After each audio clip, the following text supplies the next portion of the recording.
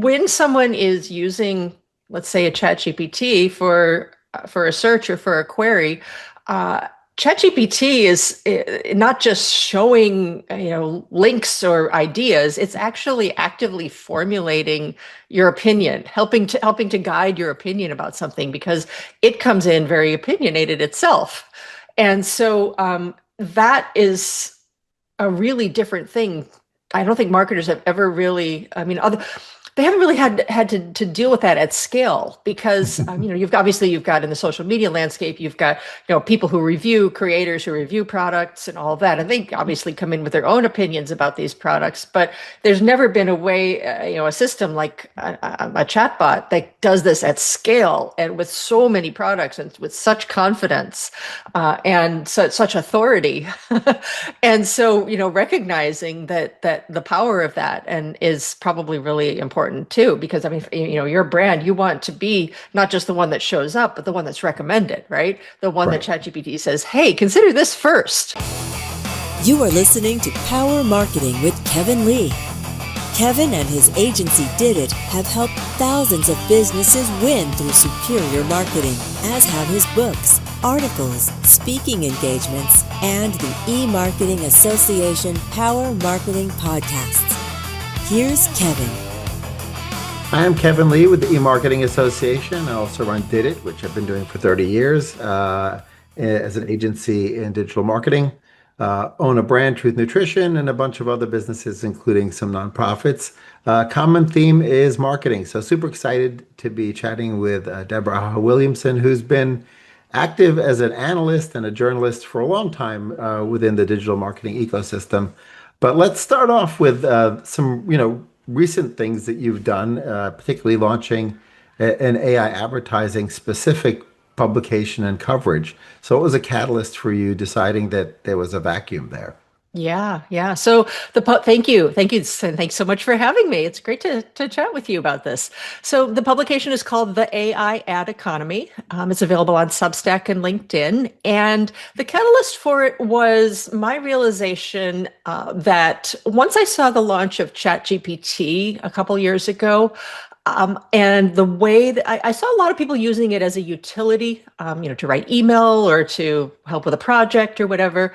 But I also realized the more I used it and the more I saw how other people might be using it, that this was going to become something that changed the way that consumers researched and got information and made purchase decisions. And all of that led me to realize then, if that happens, then these platforms start to act like media. And when that happens, they become marketing and advertising destinations. And so I launched the AI ad economy to track. The tagline is where consumer AI behavior meets advertising. And it's really all about how consumers are using AI, what the impact is on the ad business, and what marketers need to know about where to go next and how to think about these platforms in their digital marketing and media mix. And it's been amazing. I mean, we saw ChatGPT launch advertising a couple months ago. We see other platforms with advertising. And so this has really become a really interesting phenomenon and something that I think every marketer needs to know more about. So at the time you launched it, I would imagine it was really none of them had officially heavily launched advertising, and some of them had actually even taken an anti-advertising stance initially, which of course everyone does that when they have the luxury to do so. But it's, eventually I think folks come around to the power of monetizing eyeballs and attention and ears if it's audio for Spotify and such. Absolutely. Yeah. So to some extent, you were almost, ahead of the game, right? But thinking about the earned media implications and the brand visibility implications. But of course, now ad revenue is becoming, one of the additional legs for the AI engines. Do you believe that they'll get to the point where the advertising revenue leg will be extremely substantial and sort of equal to their subscription revenue? Or do you have any thoughts on that as to how quickly that revenue leg will become material to them?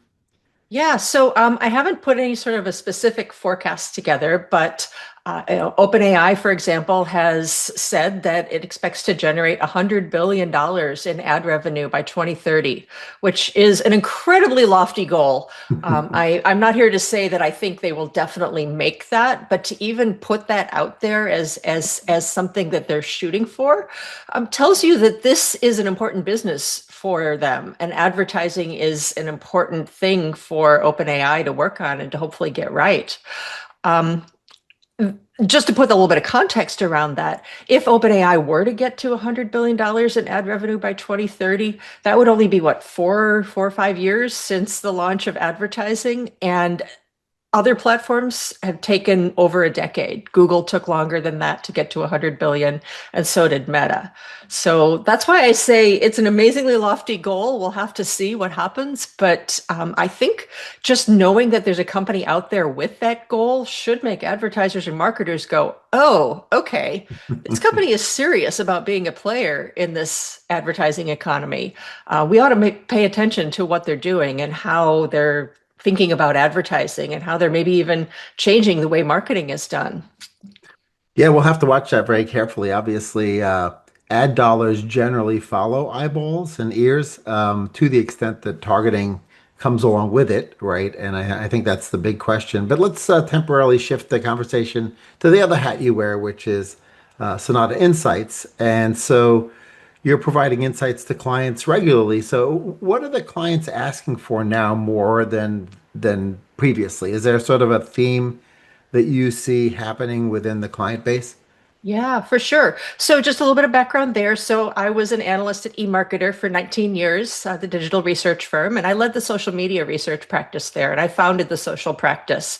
So, I was one of the first analysts to identify the power and potential of social media, not only as a consumer phenomenon, but as something for marketing and advertising. And so, when I left eMarketer a few years ago and launched Sonata Insights in 2024, it was really about reinventing myself as an analyst, not so much in the social media space, but in the AI space, and particularly looking again at through the lens of consumer AI behavior and the impact on marketing and advertising. So I do custom thought leadership research with a variety of clients, and I know that there's all sorts of interest right now in AI visibility, the basic nuts and bolts of how do you show up in these platforms.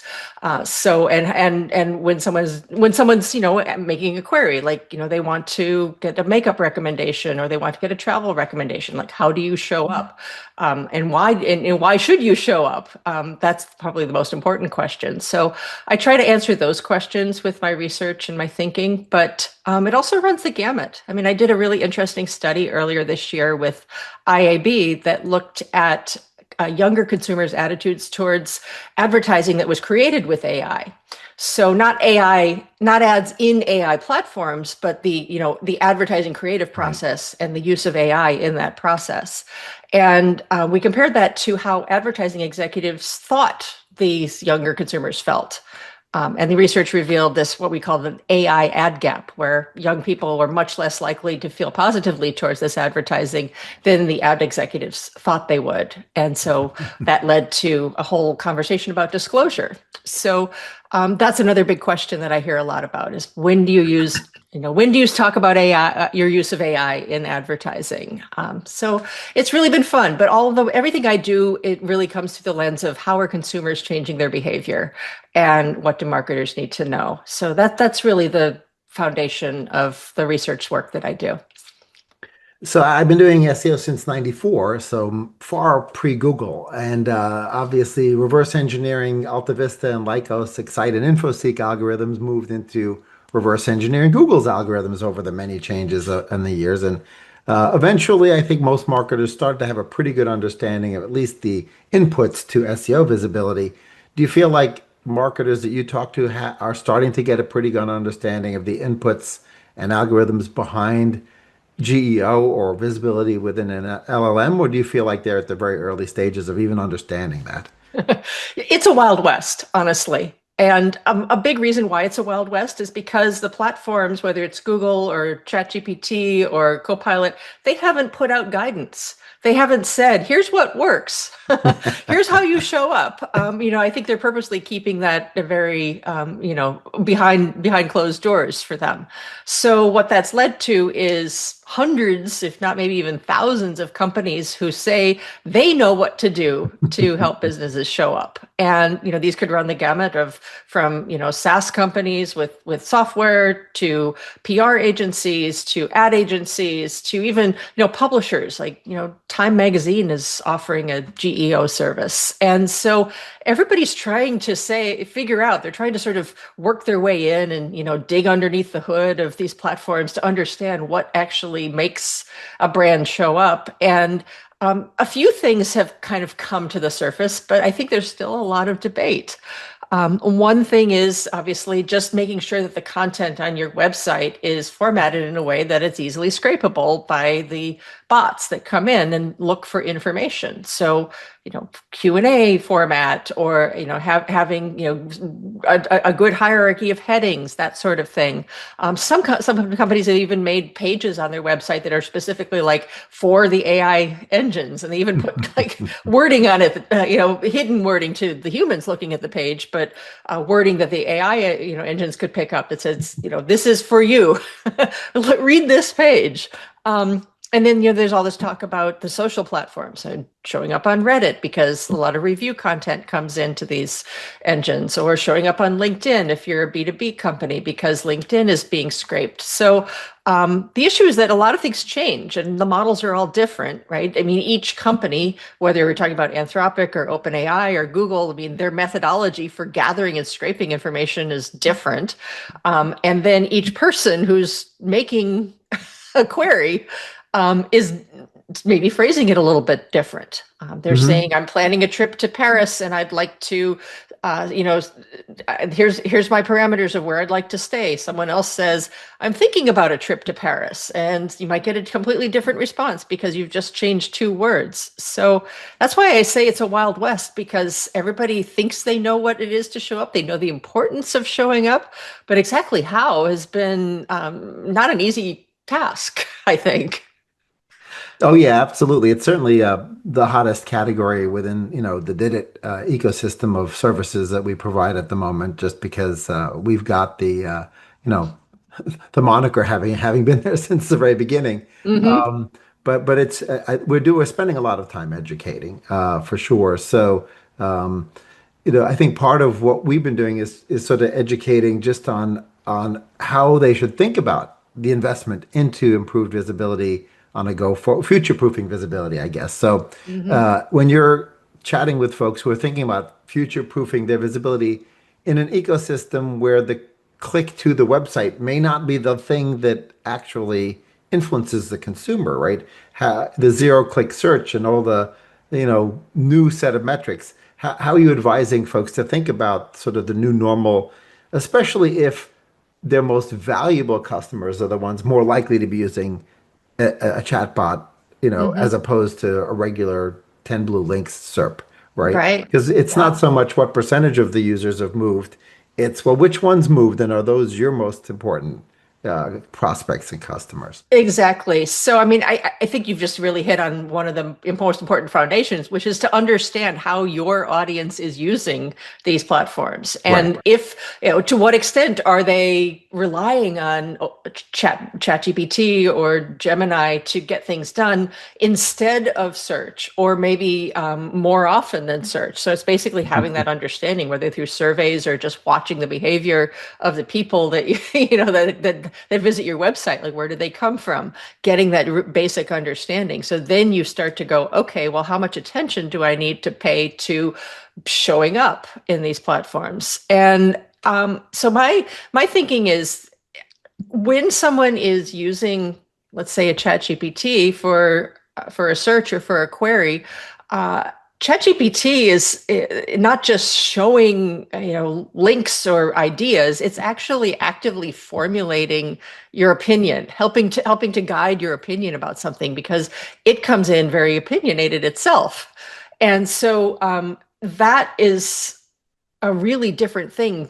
I don't think marketers have ever really, I mean, they haven't really had to deal with that at scale because you've got in the social media landscape, you've got people who review, creators who review products and all of that, and they obviously come in with their own opinions about these products. But there's never been a way, a system like a chatbot that does this at scale and with so many products and with such confidence and such authority. And so, recognizing that the power of that and is probably really important too, because I mean, your brand, you want to be not just the one that shows up, but the one that's recommended, right? The one that Right. ChatGPT says, "Hey, consider this first." um, and so I think I've gotten off topic of your initial question, but I think that the way to think about this is, these are places where people can potentially go through the entire purchase funnel from being made aware of a product for the first time to deciding to purchase it, all in one platform and all in probably a very short period of time, without the typical search process of, looking at blue links and reading a few things and then going back to the search and looking some more and maybe reading some more and then ultimately making a decision. It's prompt, review, make a short list, and then decide. And Yeah. it's Yeah. such a different mentality. What I really liked about the construct that you proposed there is the fact that it's not just about visibility, it's the right kind of visibility, right? Because you could end up with a reputation management issue because you show up highly, but not in a positive context, right? Mhm. If enough negative reviews are surfaced in communities like Reddit, you could end up showing up, but not the way you'd like to show up, right? So Right. thinking about the LLMs as like a mega influencer, right, who needs to think positively of you, uh, Hmm. changes the strategy a little bit, right? And we had been so disenchanted at did it with some of the tools we found that I spun up under my incubator, visible1.com, which helps you show where the stuff should sit that can help influence the LLM Hmm. positively. I think the publishers and of all types, broadcasters and publishers have been particularly hard hit by the change in behavior, right? Resulting in their content being surfaced in a zero-click search environment. And so they are perhaps facing a more existential crisis as it relates to how do we continue to be in the publishing industry, allow our content to be found, but continue to have a revenue model that works. So I don't know if you've had any clients in the publishing world that have come to you with this sort of existential crisis around their content visibility and how they should adjust their business models. But Hmm. I think that's going to be a particularly interesting evolution of folks who would think of themselves as broadcasters or publishers, potentially even creators, right? Because creators act like publishers in their own right, in Yeah. many cases. No, it's definitely a big issue. I actually gave a presentation not too long ago for one of my clients. They had a client event, and their business, supports a lot of people who work in publishing and streaming. And the whole idea of my presentation was about how, in past digital transformations, media companies had a little bit more time. They had a luxury of time to get used to the idea of organic visibility and then perhaps paid advertising. And it didn't really affect business models quite as quickly as AI. So search, for example, from the time, this from the launch of the first websites to the launch of Google advertising was about 6 years. Social took even longer, from Facebook launching to really coming out with ads in the news feed, which was a very seminal moment for Facebook. ChatGPT, launched to launching ads is only 3 years. And so, plus all the things you mentioned about how just in the organic sense, people are just seeing content from publishers within this environment, and they're maybe not necessarily linking out. I mean, I think honestly, for example, Google's doing a really good job, I think, because obviously because it has a lot of business to protect, but I think it's doing a really good job of saying if people are using AI overviews or whatever to get information. It's the links are becoming more prominent. They just made a change where if you click on a link, it opens up in a new window in your same browser, so you can kind of see the publisher content right next to your AI overview, and so it really, I think, is helping publishers to really claw back some of that visibility that they feel like they've lost. But of course, that requires people to actually click those links in the first place, right? So, and I always recommend that. I'm an analyst, I'm a researcher. I'm like, yeah, don't ever believe what you see on the internet. Check it, validate it. And I think that's especially true for AI platforms. I mean, if there's a link there, go look at it before you use it. So that's just the basic advice that I give. But I know a lot of people don't do that. But yeah, for publishers, I mean, it really is a big challenge. Getting back to your question about if I've done any research on that, I mean, last year I did work with the Rebooting, Brian Morrissey's company, and we did some research with one of his clients on audience development and audience engagement in the age of AI. And so one of the findings from that study was actually that a lot of the publishers that were interviewed and were part of the survey, they were recognizing the issue of AI, but to mitigate that, they were doing more in-person events. They were doing more personalized email outreach and newsletters that were very, personalized or customized or segmented to their audiences.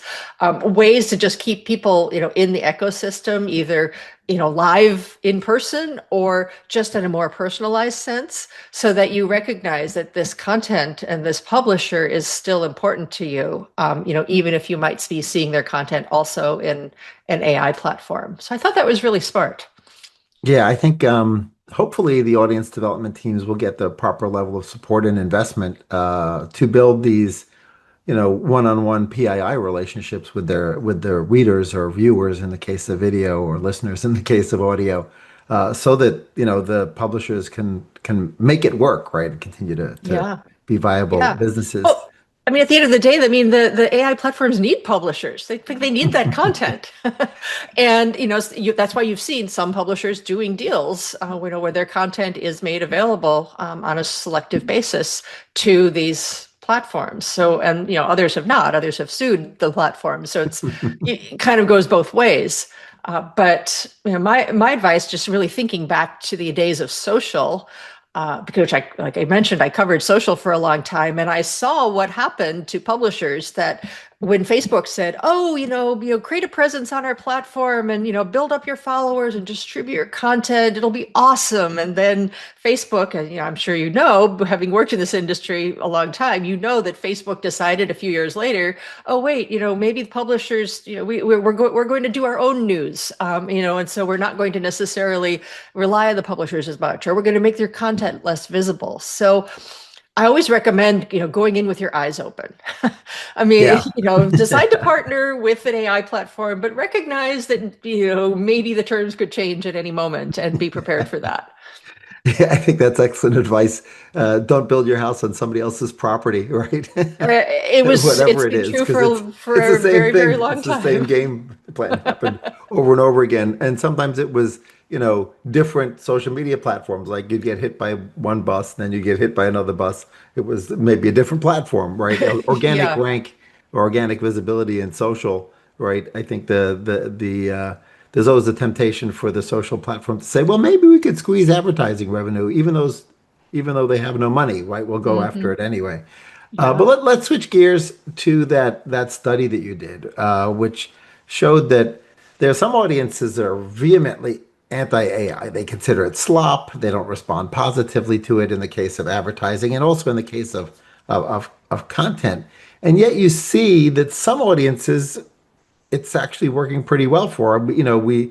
We've seen some essentially infomercials, right, within some of the platforms, YouTube in particular, where it's completely AI, right? And Hmm. they've done amazingly well. They call them VSLs as well as infomercials now, right? But you've seen them, and so that means that a marketer actually has to make a decision, right?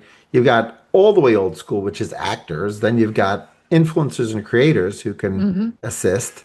And then you've got AI in there. And in New York State, I believe they've made it mandatory that if you do use AI augmented and generated content, you have to disclose it, which is, again, states are going through and making their own rules in much the same way they have in privacy areas around Hmm. AI content. I don't think any other states have made the same rule as New York. But if how should marketers decide? Should they really understand their audience and their audience's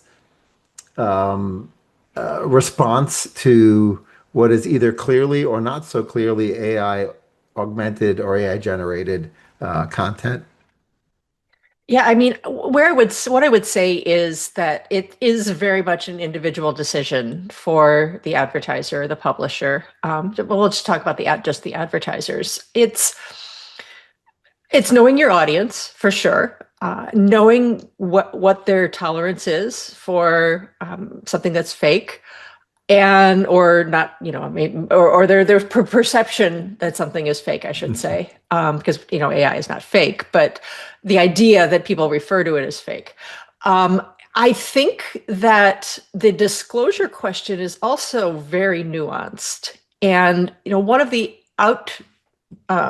outcomes of the research that I did with IAB was that IAB and Caroline Gigerick, who heads the AI for IAB, she and her task force created a document that started to lay out a framework for when it would be appropriate to disclose your use of AI.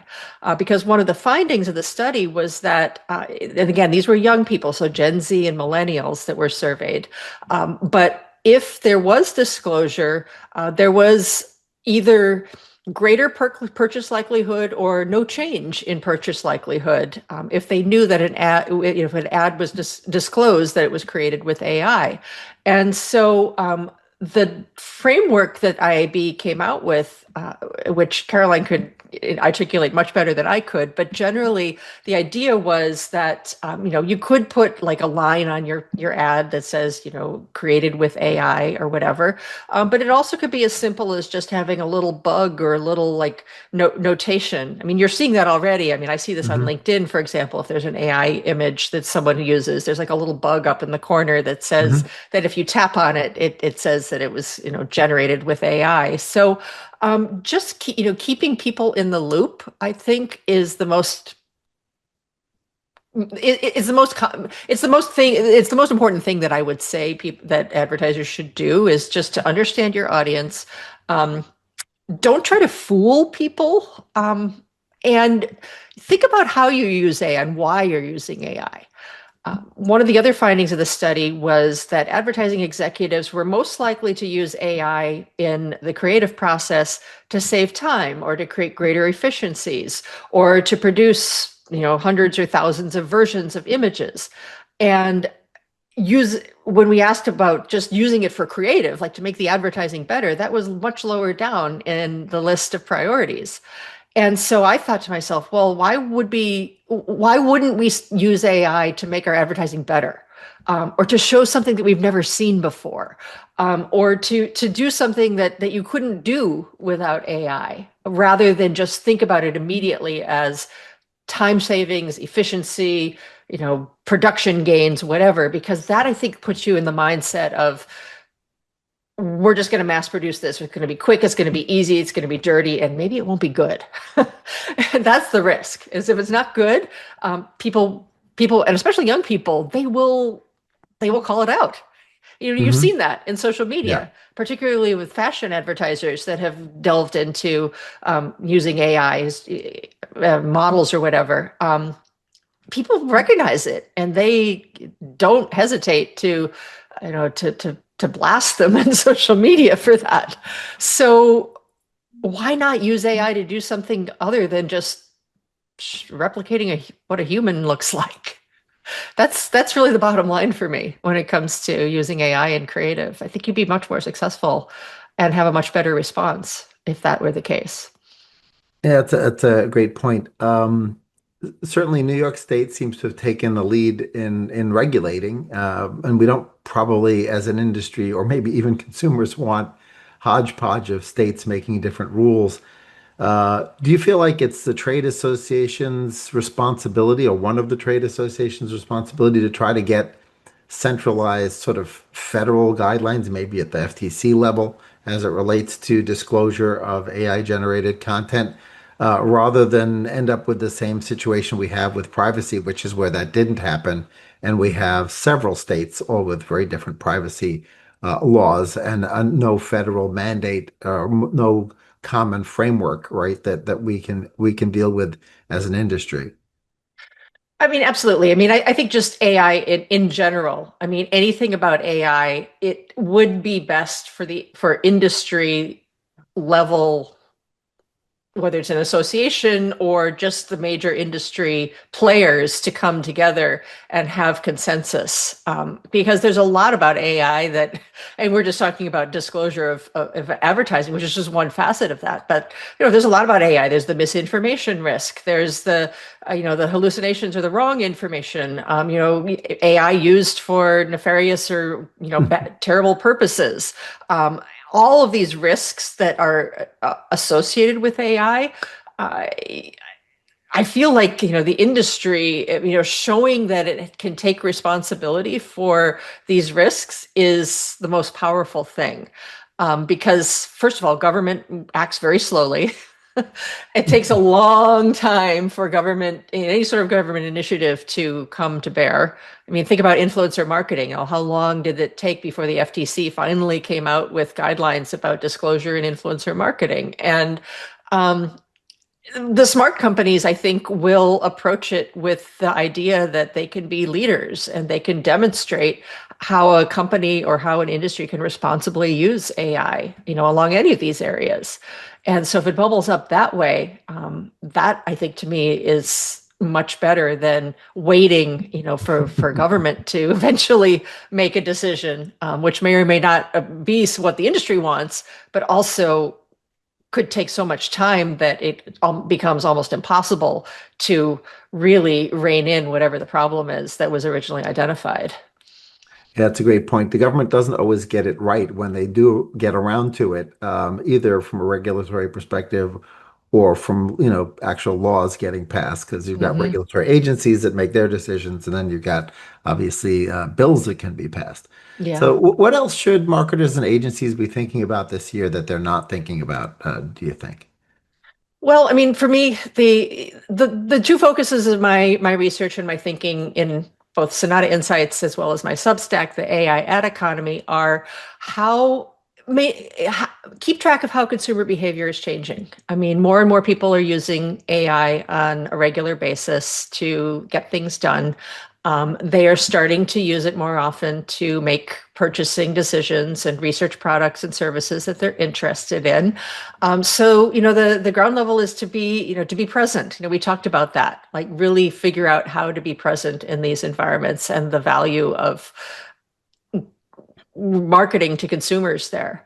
But from there, also being prepared to advertise. I do think that these platforms and we talk a lot about ChatGPT. They're probably the one people think about the most, but there's advertising and AI overviews from Google and AI mode from Google. There's advertising available in Copilot. Amazon has ads available and it's AI, and so does Walmart as an example. So I feel like these are just all opportunities to start to look at. So my recommendation is to test advertising, see what happens, see what sort of information you get back. It's early days, right? I mean, measurement's not going to be where you want it to be.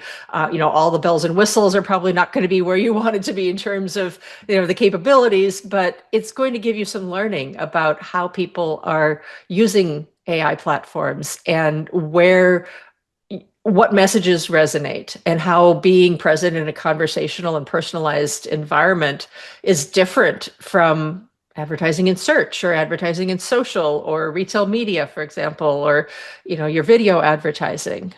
I just think it's really exciting time for people to get in and be early and to understand where this is all going. Because I can pretty much confidently say, I don't think the genie is going back in the bottle in terms of consumer behavior. I mean, I don't think once people start to use an AI platform and to get things done, they are probably going to be less likely to use search to go back, not to the exclusion completely of search. I mean, I use search and I use ChatGPT a lot, and I think a lot of people do too as well. But I think that the old way of doing things is going to kind of get smaller and smaller over time. And so understanding this new way of researching is just so powerful. I wouldn't stand by the side and watch other people. I would actually take the opportunity where I can and start to learn right now. That's a great advice, at the very least, to be a fast follower, if not a leader, so that you don't get left behind. Great advice. Thanks so much for joining me and sharing your wisdom. All right. Thank you so much for having me, Kevin. It's been fun. Kevin Lee's Power Marketing is available on all your favorite podcast networks. Kevin loves helping businesses excel at marketing. Having marketing challenges? Just like Santa in The Miracle on 34th Street, if Kevin can't help you, he'll know someone who can. Find him on LinkedIn, subscribe, or follow.